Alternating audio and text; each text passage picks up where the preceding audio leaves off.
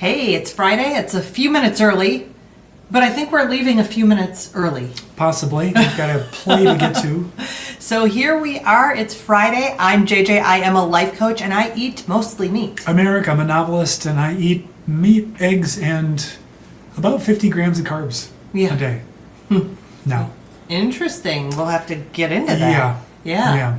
So we are a former carnivore channel. Yeah. We are a former carnivore channel. We were on carnivore for 3 years, saw all kinds of benefits, and then we decided to jump ship a little bit. Was it because we are carb addicts? I don't think so. If anything, I said this a few weeks, if anything, I feel like I'm more addicted to carnivore than anything else. Ooh. But I do not believe I'm a carb addict. Are you a carb addict? No. No. What do you think a carb addict is like? Like how I used to be. More of a sugar addict. Mm-hmm. But I'm kind of over that. So what does that mean, though? How you used to be? No ability to moderate whatsoever when it came to sweet foods. But basically just carbs in general. I was a big overeater. Mm-hmm.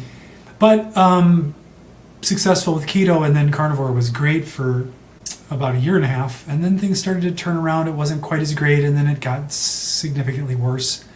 So I had to do some experimentations. Mm-hmm.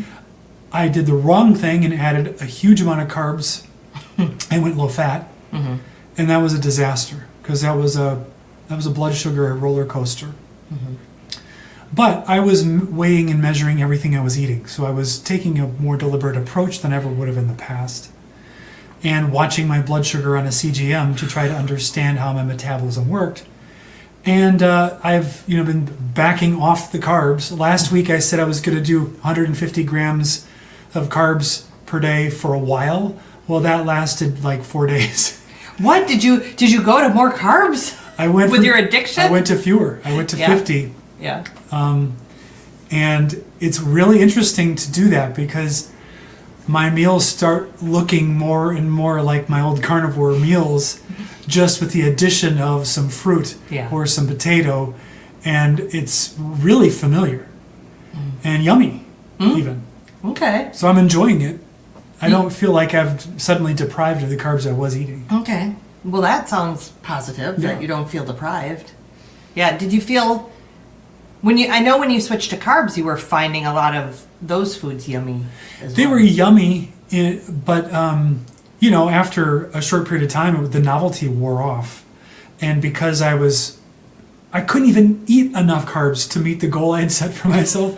It was impossible because it was within the confines of a certain amount of fat and a certain amount of protein. So it's not just like I could just eat bags of chips or cakes. That stuff was not on the menu. Mm-hmm. Although I did find the masa tortilla chips that are made in tallow. Mm-hmm. So I would count out 9 of those. You get 9 chips. I get 9 of those and things like that. Mm-hmm. But really, it was actually quite fascinating realizing that as much of a carb addict as I thought I was, or a sugar addict, it was fat plus carbs that I was really addicted to. Mm. Eating high carb and low fat isn't as easy as you would think. No. Unless you're going to pound a lot of juice, a lot of liquid, because starchy foods are full of starches. So just the volume of potatoes you'd have to eat to get to 250 grams of carbs is enormous. Mm-hmm. It's not practical. Yeah, it was quite interesting. Yeah, it's been a very interesting experiment, and I love that you say it was very measured. I do not like the term for anyone that they fell off the wagon, because I think that just sounds, it's a way to beat yourself up about it. You're actually being sort of self-deprecating, derogatory toward yourself. And so I don't like the term falling off the wagon. Well, that's not at all what it was. And that's what I was going to say. We did not It was fall off pull the this wagon over. I'm coming off of it. Bye. That's what it was. There was no falling. Everything I did was intentional. Yeah, it was a very intentional. It wasn't a slip up that just lasted at all. No. I did it on purpose. No, but even people who do slip up, I like to see it as an experiment. A retrospective. A retrospective experiment. Yes. Yeah. So yeah, we were very measured. I have been doing about where you're at now, the 50 grams of carbs a day for about a month now. And for me, I felt a lot better on that. I felt great on carnivore. I saw some blood markers, lipids, as well as thyroid numbers that had gotten better on carnivore, and then they started to trend in the other direction. So that's why I conducted my experiment. But I felt great on carnivore. And boy, I did not add back all the carbs you did. I was probably at about 150 to start. Or my highest was, most days was probably about 150. But then, yeah, I backed out. I felt awful on 150 carbs. I just felt low energy, bad mood, bad skin. As I shared last week, I found out that I had gained 15 pounds over that time, which is pretty significant because it's only been 2 months. It was only about 2 months. And so then I started to, once I got those blood labs done, I started to back off, and I landed on trying about 50 grams of carbs a day, seeing how that felt much better. My skin's better. It's still not carnivore great. But what I'm doing right now is, for the moment, and I am saying moment because by next week it could shift at this point. But at this moment, I'm still keeping in my 50 grams of carbs per day. However, I am adding in some fasting again.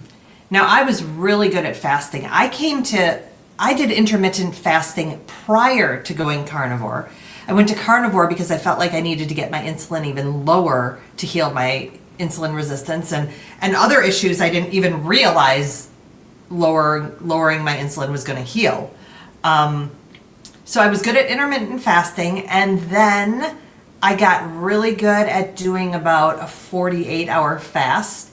And then I took Dr. Baz's class last September, and I started to move into sardine challenge fasting and also 72-hour fasting. So I was sitting the fasting pretty hard, and it was in my comfort zone. It felt good, didn't mind it. It was great.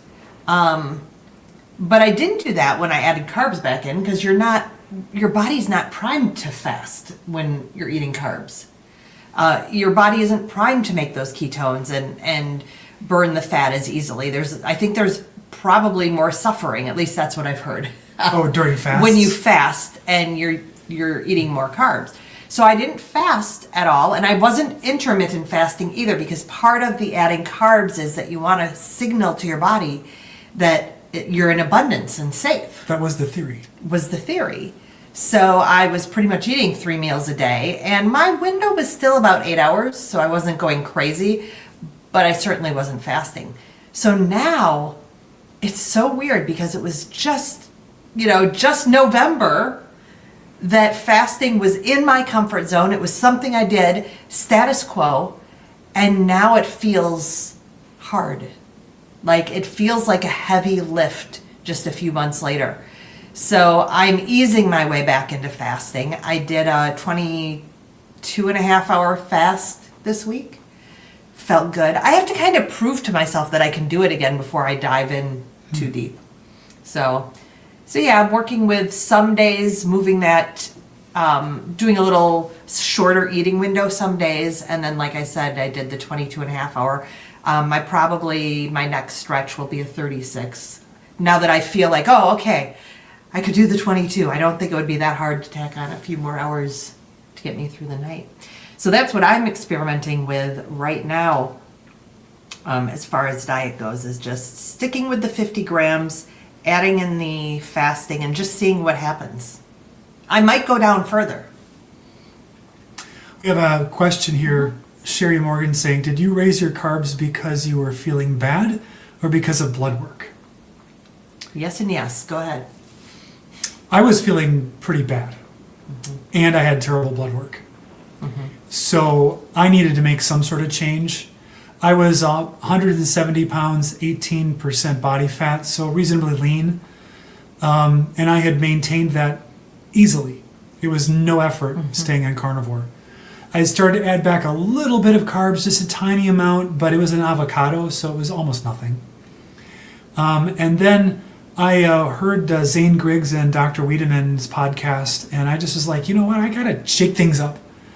And I took the wrong message from it, because he was like, well, I added 50 carbs and I felt better. And then I added 150 grams of carbs and I felt even better. And then I went up to 250 grams of carbs and I did even better. So I'm like, well, I'll just go straight to 250 and skip all those intermediate steps, when I probably should have started much more gradually and then stayed there and seen how things went. But I did. So you, on carnivore, your feeling bad was... I was fairly low energy, and it was worse when I went higher fat. So that's counterintuitive. Most people say, well, you need to go higher fat. Which we did, yeah. And I was really struggling to make ketones until I was like pretty extreme fat. And but I felt terrible. Yeah. And even when my ketones levels were getting up to 2, 3, I felt awful. And I think it was because I just wasn't really keto adapted. I'd been carnivore so long, but the ketosis had kind of faded, and my liver was great at making glucose. And it did it, and I was starting to see my A1C was going up, my fasting blood sugar was going up. And then I put on a CGM, and I was just seeing my blood sugar would go up in the morning, and it would just keep going up. Yeah, on carnivore. So then I was like, there's some gluconeogenesis that's off to the races. Something's off here. And all kinds of theories. I don't want to get into it. Adding back carbs did help improve blood sugar control. It did, yeah. But when I went super high carb, it was roller coaster blood sugar, and that was no good. I felt terrible. I felt miserable at those higher level of carbs. Actually, I would feel fantastic for about 30 minutes. For 30 minutes, I'd have like all of this energy, and then I would just crash, and I would get the shakes. So that was no good. Yeah. I'm slowly backing down because I'm trying to find the sweet spot where I have energy, but I'm also not just constantly gaining weight or having panic and anxiety issues. So I'm trying to find that. And I don't know where that's going to land or if it has anything to do with it. Yeah. It could be a separate issue entirely. Yeah. And for me, I purely did it because of lab results. I felt great on carnivore. And my lab results, blood tests, I was like, well, it's trending in a different direction. Let's give it a try. Because I felt like after being carnivore 3 years, and even though I just said fasting is currently not in my comfort zone, I was like, I know what to do. And I know that I can do it. So if this experiment with carbs doesn't work, I know exactly what to do. And that remains true. I do know exactly what I can do. Sherry says that it doesn't matter for her if the carbs are high or low for fasting. Check out Finally Fasting channel. He eats whatever he wants, doing rolling 90-hour fasts. Oh, wow. That's a lot. But he's used to it, I'm supposing, Yeah. obviously. So, yeah. Well, we all come from a different metabolic starting point when we get into this stuff. And I tend to try to jump in the deep end to my detriment. Well, and I know for you, I enjoy fasting and felt good on it. You've never been a faster. It's No, I never liked it. been something that seems... I never once, I've said this many times in this channel, I never once did any kind of fast where ketones went up and I felt great. Period. I had ketones go up and I felt miserable Yeah. on fasts. Yeah. It's a little weird. And I did a 5-day. This couple was of times. many years ago. Before the carnivore sitch. Brittany says, had success with some fruit, autoimmune issues. Other things give me old reactions. I think maybe odd reactions. Although I've had many old reactions the past few days. Oh, my back. My sacroiliac.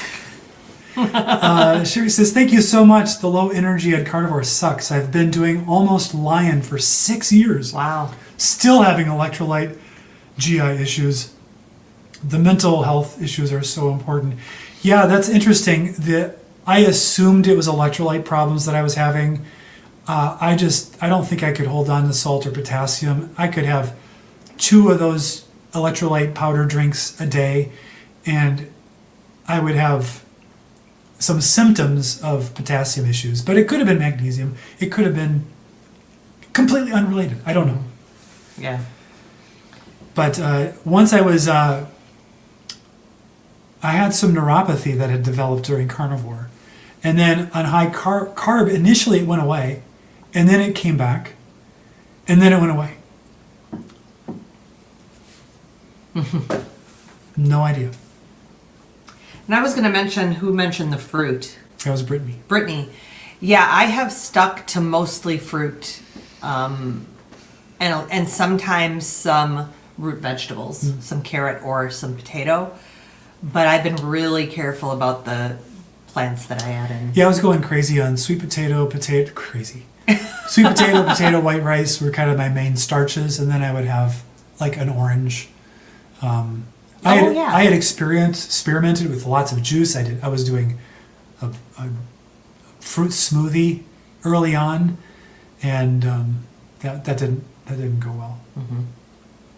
No. So the reduction is coming back down to more of a kind of a low carb, not quite keto, at 50 grams of carbs per day. Mm-hmm. Yeah. And we'll see. Maybe I'll drop it further. I don't know. Yeah, and I have been able to I usually have my 50 grams of carbs in the morning, as I mentioned, as fruit. And I have it with a little bit of dairy in my mocha drink. But then the rest of the day I'm carnivore. And by the evening I'm making ketones. By the afternoon I'm making ketones. By the evening I've got ketones. The next day I have ketones. Now they're not robust. They're right around 0.4 to 0.6. So they're there. They're not robust. And I'm okay with that at the moment, except I'm like, okay, can I pulse this a little bit with some fasting? So when I did my 22-hour fast the other day, I got a Dr. Boz ratio of 43, which meant my blood sugar was in the 80s, I can't remember, and low 80s, but my ketones got up to 1.9. So I was pretty pleased with that and felt like, oh, this might be something that I can do where I can keep in a little bit of fruit and also a couple times, once or twice a week, get that nice pulse and see how I feel with that. Yep. Yeah. So that's what I'm trying. And what I realized, I mentioned this last week or the week before, I had said, I'd made some comment about how when I was pregnant, I didn't want to do anything that if there was an issue with the birth or the child, that I could look back and have a regret. Like, oh, I shouldn't have had that wine. My daughter has autism. Is it because of that wine I had? Or whatever. I'm just using that as an example. It was this really distinct thing that I wanted to make sure that I felt good about the choices I made. And it dawned on me, I mentioned it then, and I mentioned it in terms of diet and health now. I want to feel good about my choices I'm making. And I sort of realized this week that if I got some horrible diagnosis tomorrow, that I really would not regret being keto/carnivore. Like, even with a horrible diagnosis, I would feel like I had done what I could. I'd feel good about my choices doing keto and carnivore. If I went further down the carb path and I got a bad diagnosis 3 months from now, I would regret going down that path. So this is my personal choice, is like, okay, no, this is just affirming that for me personally, this keto carnivore path is where my body feels good and I feel good about the choices I'm making for my health. That at least makes at this point. perfect sense to Yeah. me. So it's steering away from looking at the numbers quite as much.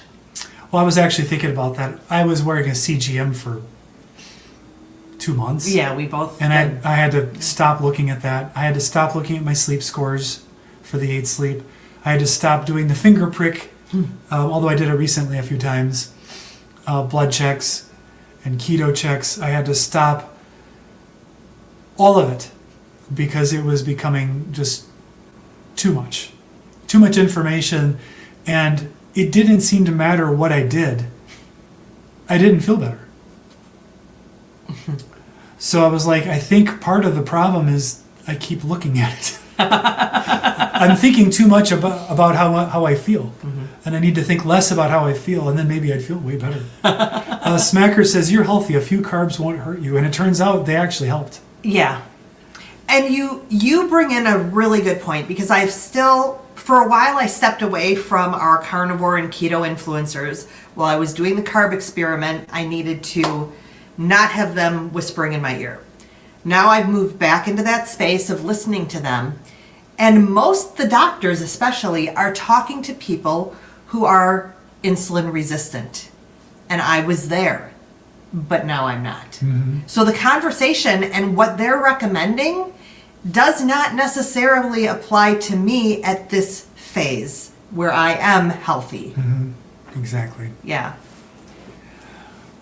Sherry says, yes, carnivore really has gone a different direction from back a couple years ago. The plants are trying to kill you. Doesn't help when we're trying to figure out how to feel healthy. Yeah, agreed. I had, carnivore had alleviated my IBS. And so I was like, I'm never going to give it up. I'm never going to quit. Except I started to feel terrible. But when I introduced the whole food carbs that were not a lot of greens, didn't have the IBS issues come back. Really surprised me because I was quite concerned about it. Yeah. So I think that some plants are problematic for some people, and you just got to figure out which ones they are. That's why carnivore is such a great elimination diet. Well, and when you are introducing things back in, I love, it's been so long, Dr. Georgia Eads' book. She talks about safe, I think she calls it safe paleo, but she really talks about what she sees as the plants that might cause the most issues. And again, I think she'd be the first to say it's completely individual as well. But it gives you a great starting point to go, okay, let me experiment with these that might be better for my health and my mental health, and maybe hold off on the others. And maybe eventually introduce them, but hold off a little bit maybe. My view is if your mental health isn't solid, that's the first thing to figure out. Yeah. It may in figuring it out, you may also figure out a bunch of other problems. Like insulin resistance and other autoimmune issues. Yeah. So I've been off the tracking. We do frequent blood labs because we work with doctors who do them several times a year. And it's a mixed blessing. It's like, in a way, you have a baseline to compare things against, so you can catch a trend that was going the wrong direction. But on the other hand, interpreting what does it mean? You could have 10 doctors and 10 different opinions about a lot of it, and I'm of the mindset now if it's I have to try to turn the volume down on the importance I give those numbers. Yeah. And like I said, I think for me, I need to feel good about my choices no matter what. Plus, the getting of the numbers causes me extraordinary anxiety. It does. Like way out of proportion anxiety to what I'm really finding out. And I would equate it to if you have a fear of flying, which I have had in the past at times, and other times I haven't. It's kind of weird. Where you know intellectually, this is going to be the safest part of your day, is getting in this plane. Now, it might not be the most comfortable part of the day, but it's going to be very safe to be in that plane in the air. And I also know that getting one set of labs with numbers that are in the red, or for some reason, doesn't necessarily mean instant doom. Mm-hmm. But my body reacts Oh, yeah. as if it's the worst turbulence you've ever experienced on any flight in your life. Every single time I start to open the results. Yeah. And it does, I know, it's not something that I can think my way out of. Mm-mm. It's just, it happens in my body like that, instantly. There's no deciding not to be like that. Mm-hmm. So I don't like getting them. But I think you've got some more coming. I've got to redo one because I had a weird result on one thing, and I kind of know why it was weird, but you have to do the recheck to be a responsible adult. Yeah. So that's going to be happening next week. Huh? Yay. Yay is right. Yay is right. Yes. Sherry says, IBS is still there, and I still don't know what to add to stop disaster pants. After Lion, right? Yeah. Oh, wow. Oh, wow. Wish I could tell you. Yeah. No fun. So, what else is new? Well, we are just at the end of a day-long windstorm here Holy in cow. southeastern Wisconsin. Windy I know Wisconsin. that has nothing to do with our diet or yours. But if you've been in the wind zone, holy cow, this is incredible. We've got 5 or 6 trees down that we know of. Now there's manageable trees, and we have many, many others. Yes. So it's not like it's a big problem. But No, and they were pretty much standing dead. yeah, All most the of ones them were. I think we've seen are standing dead. But it's a lot of work that it's going to happen. Yeah. Hands up. Which is one of the reasons your energy needs to be decent. Right, exactly. Yeah. Yeah, and mine.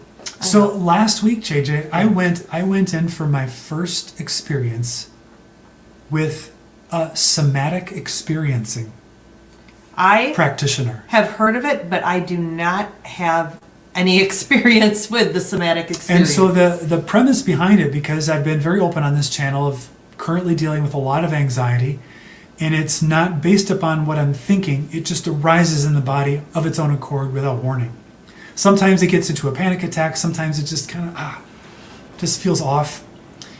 And having been through phases of this in my life for decades, I was like, well, I'm not going to go back on any meds for this. I want to see if I can figure this out. And of course, I know I can't figure it out because it isn't figure-outable by thinking about it. Mm-hmm. And so I ran across somewhere on YouTube somatic experiencing, which is kind of related to polyvagal theory, which is vagus nerve. But it's premised on this idea that the body's sort of locked in this sympathetic tone, and that there's this way to kind of titrate your way into experiencing that somatic experience and then returning to some sort of neutral sort of experience. And by doing that in little swings, pendulations into it and out of it, guided by a practitioner, you can slowly retrain the nervous system to better regulate itself, so that the baseline day-to-day is not at an 80% volume, but back down here to maybe 40. I would love 40. 40 would be amazing. So I went to my very first session, and it was very, very interesting and underwhelming. And I left it going, I don't even know if I did it, but I think the whole idea is that you go into it with such small doses, it doesn't feel like it could possibly do any good.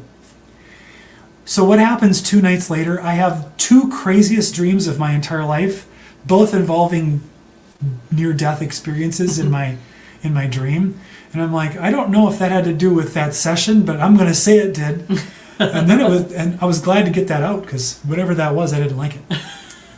So I'm going to be doing that for some more weeks, and see what happens with it. And if it's beneficial, I will share it, because anybody who deals with anxiety, I want you to have options. Yeah. For me, the change your diet, change your mind, the ketones had no effect on my anxiety. No improvement. She disagrees, but she doesn't live in this body. I don't live in this body. I don't feel like you had daily panic attacks. No, high carb made it way worse. Yeah. Yeah. But I don't know if that is actually causal or associational. Yeah, I agree. I do agree with that because it might have just cycled back in. We certainly know you've had cycles. Mm-hmm. So, yeah. Sherry's saying the Mindful Gardener on YouTube has the best channel on how to regulate your nervous system. I will check it out. Yeah. I don't like gardening, I can tell you that, but I don't mind. I'll look at any resource. Maybe Oh, yeah. I need to like gardening. But one of the things I've been realizing is if you're kind of highly strung, highly sympathetic, Sympathetic nervous system. sympathetic nervous system, Right? Yeah. as opposed to parasympathetic rest and digest, being on your phone doom scrolling the news, not the best diet for the mind. So I've been trying to moderate that, and one of the nice things is that X, which is my favorite of the platforms, it now has this option in the For You tab. It's got a list of topics, and I can uncheck politics, Iran, sports, crypto, anything that I think could provoke me, and then not see it. And it works great. And so I've been doing that. Well, Because I like the AI stuff. I'm interested in that. That gets my enthusiasm going, but a lot of conflicty stuff doesn't help the No. brain. Not at all. Not at all. So I mostly am on YouTube. That's pretty much what I watch is YouTube. I'm not on Facebook. Yeah, and you watch much. things like mini cows. I do. And More recently. Somebody got a new puppy, I understand. Yes. Holy cow. Holy cow. Laura Spath came across my feed, which I've watched her in the past, but this one was, it made it sound like she was pregnant, which I didn't really believe she was pregnant. But I tuned in and she got a puppy, and she's not a dog person. But remember, okay, so we were not going to get a dog either. We are dog people. We were not going to have kids. We had a kid. We're even going to get married. We weren't going to get married. We got married. We weren't going to have a dog. Our daughter, when she was young, sat down with us and gave us a presentation on dogs, and then sort of ended it. So which one do you think would be a good choice? It was like perfect salesmanship. She gave us 3 options, 3 different dog breeds. Now, which one would you like? And we're like, it's not happening. But then... But I'm your daughter.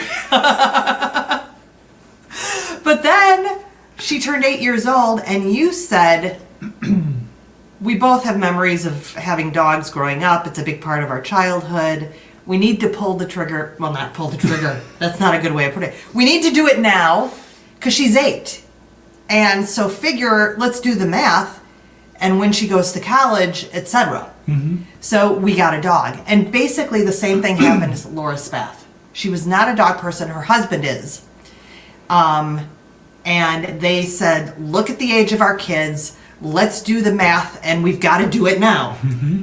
What they don't know, Laura Spath, if you're watching, which I doubt you are, is if your child goes off to college, you have to deal with the dog possibly, the child leaving for school and the dog possibly dying while they're gone. That was not a great thing either. And my daughter said when our dog Lucky finally did pass away, it was awful. And we knew it was coming. She went to school. She knew it was happening. She could say her goodbye.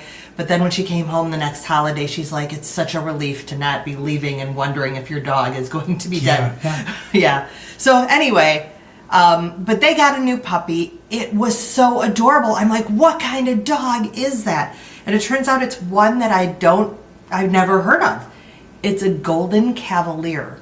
So a golden retriever mixed with King Charles Cavalier. Oh, it's so cute. So cute. And I'll be interested to see if, well, I don't know how much content she'll do with it, because I mean, that's not really what her channel's about, but now I'm interested. but I'll be very interested to see, because of course everyone knows golden retrievers are great dogs, and I've wondered about the Cavaliers because they're a little smaller than our spaniels. We have Brittany's, well, one Brittany now. We love Brittany's. They have so much energy though, and they're a little larger, so they're a little harder if we want to travel somewhere. A Cavalier's a little smaller. They can be a little more mellow. So I'm like, is that a good dog for us as we age? I don't know. So anyway, this seems like a really cool combo.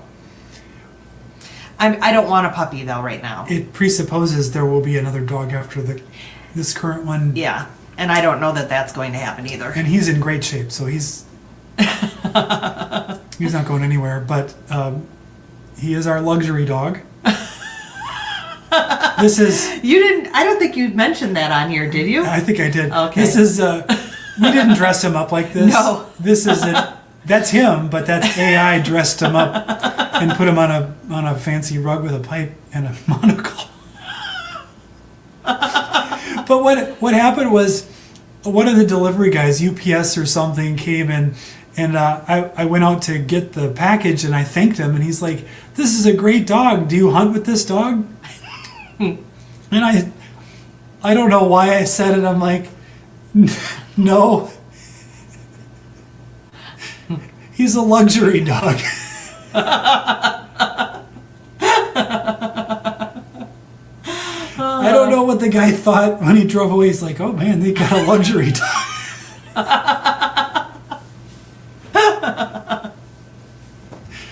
Oh, yeah. They should have a class at the, what is that dog show after the parade on Thanksgiving? Westminster. Yeah. It's called something else. They should now, have a class where any breed can be entered in the luxury dog class. But it just has to wear a coat.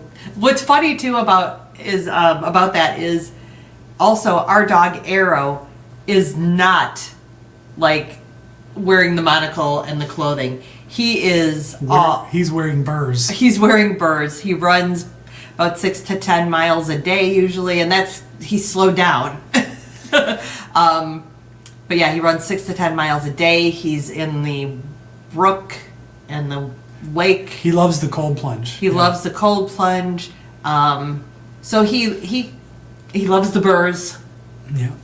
And so he's an amazing dog, very, very cheerful, very good-natured, wonderful dog, but he usually has a little funk about him because he's been plunging in the rivers and the lakes all the time.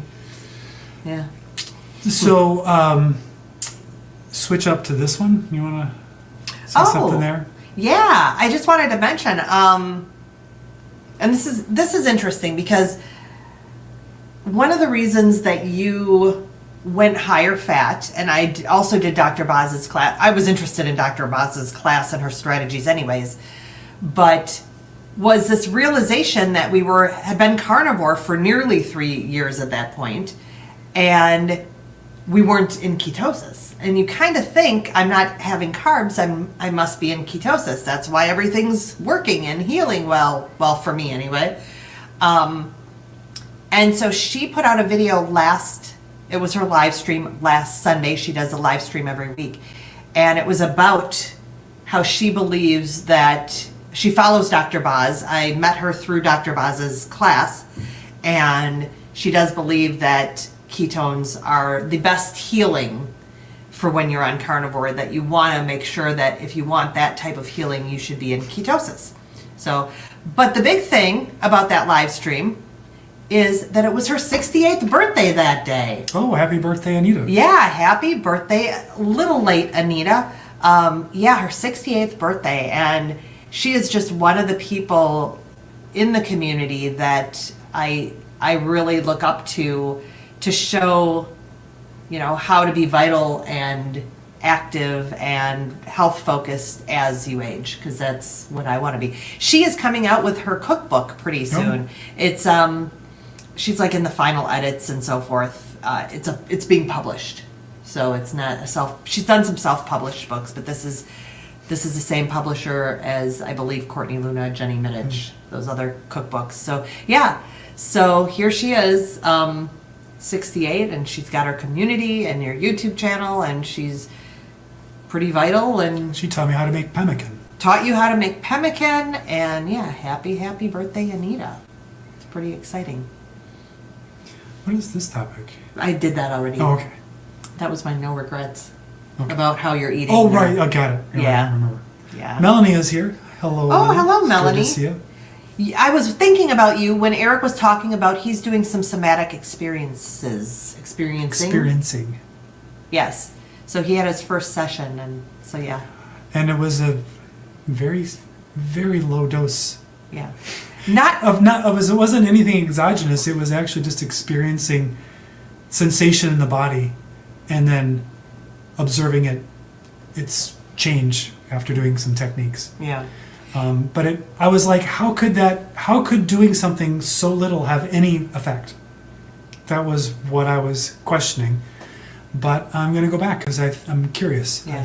That was just the first encounter. So. Yeah. And Melanie, I'm not saying she does that, but she might be familiar with it because of her work. Yeah. If you have any interest in it, a great resource on YouTube is Sarah Baldwin, Baldwin. Sensational channel. Her ability to deliver and talk about the subject she's so, like, I wish I was that articulate and smooth in how I communicated or communicate. I am not. In this marriage, you're better than I. But you're happier, so I would rather be a little less communicative, I guess. My dad was not a great communicator. No. Mm-mm. He he was a really smart guy, really intelligent, read widely and deeply, but he had a bit of a stammer and struggled to even think about the other person in a conversation and like what context they might need to know to even know what the topic was. It was one of those things that when I was a kid and I'd be out to dinner with my parents, there'd be this quiet because my dad was thinking.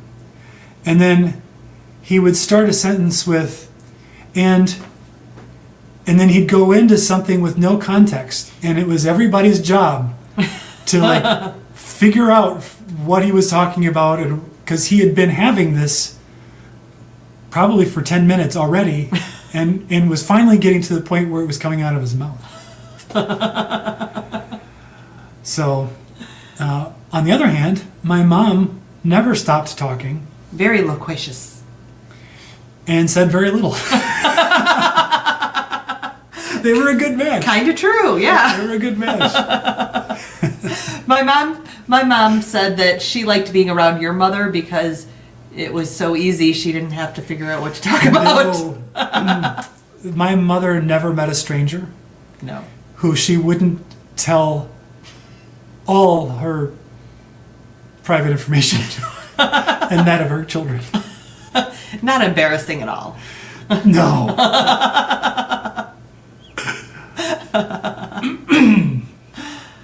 That's funny. So Melanie says, it's remarkable with what the somatic stuff can do. Yes, I know a bit about it. So I said, all of the thinking and all of the talking has not gotten And the anywhere. journaling. The journaling. Oh. I filled up so many journals trying to solve my problems. I'm like, I need to go at it at the nervous system level and skip this whole part of my body and get it out of the conversation so that I can actually make some progress. Yeah.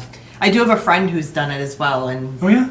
yeah, Oh, I okay. mentioned Yeah, it. yeah, yeah. Yeah. That's right, I remember that. And she found it extremely helpful. And she says she happens to be a coach and has been, she was in class with me. So she's been a coach a long time, done a lot of different things. And she's like, part of me wishes I would have done that first.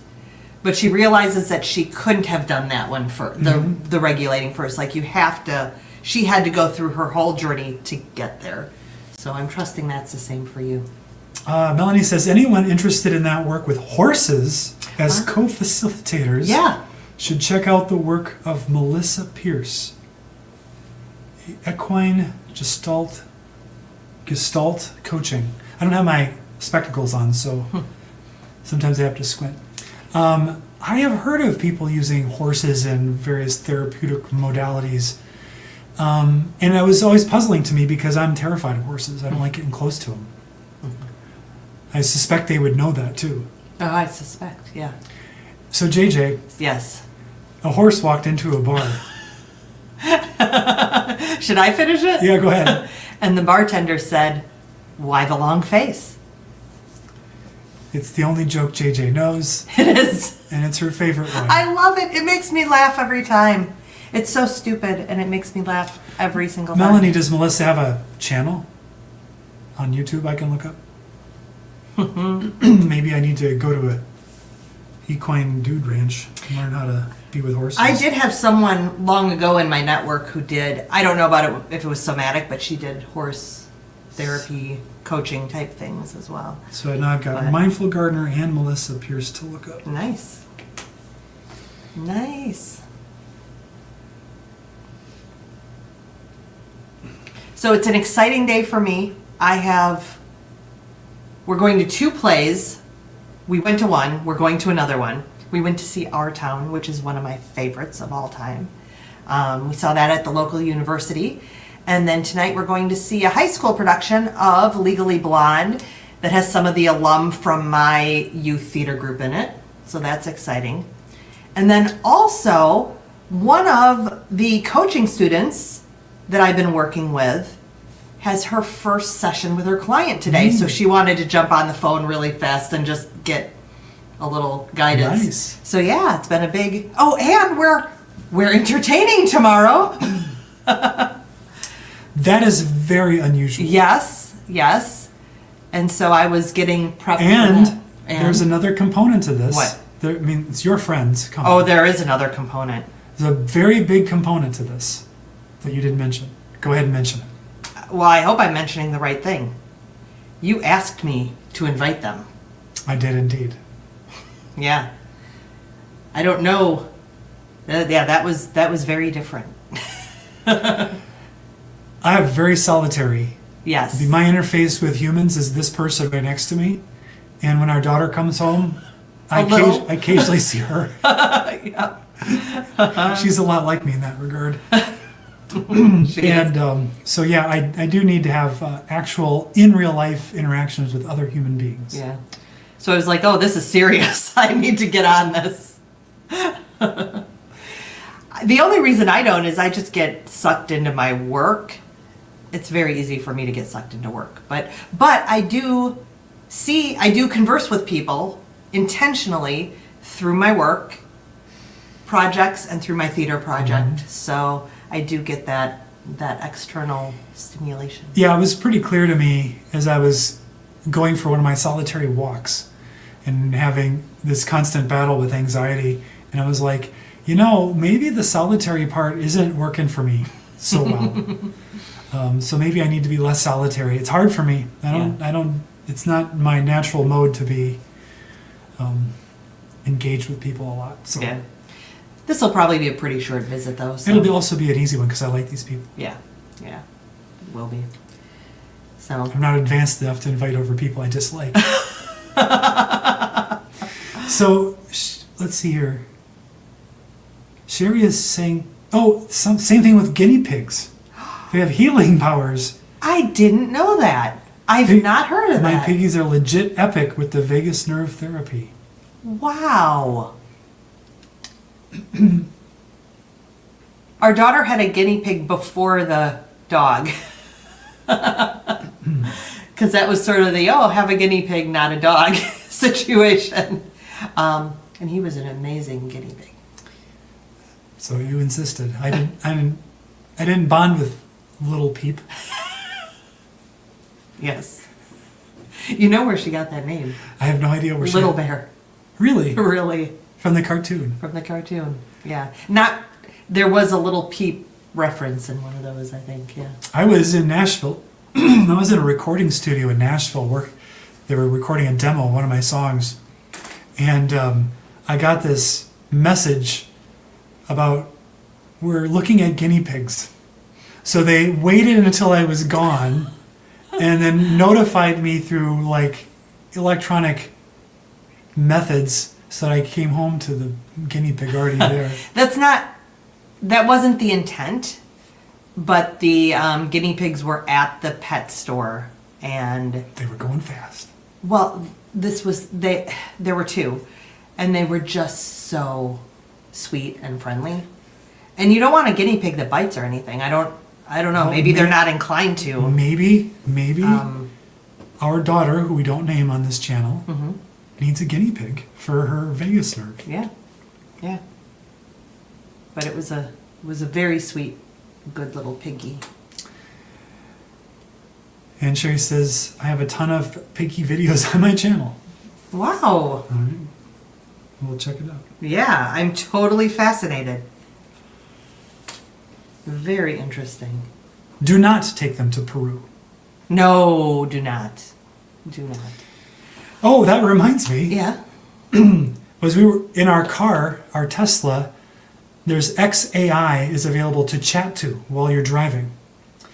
And I would try to have XAI teach me Spanish. It did not go great. But there's potential there. There's potential.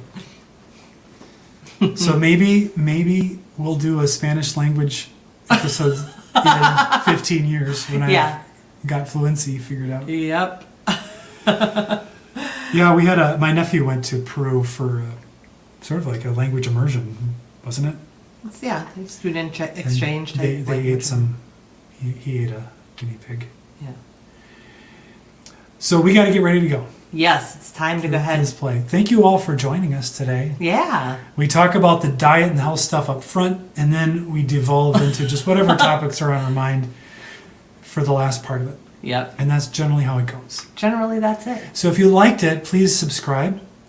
Give it a thumbs up. If you didn't like it, mum's the word. Don't need to say anything. You don't? No, Yeah. Interesting. don't even have to comment. Wow. But you could. If you're watching on replay and you got this far, thank you very much. Leave a comment. Yeah. So with that, we're headed off to the play, and we hope that you are every day stronger. Every day, more blessed.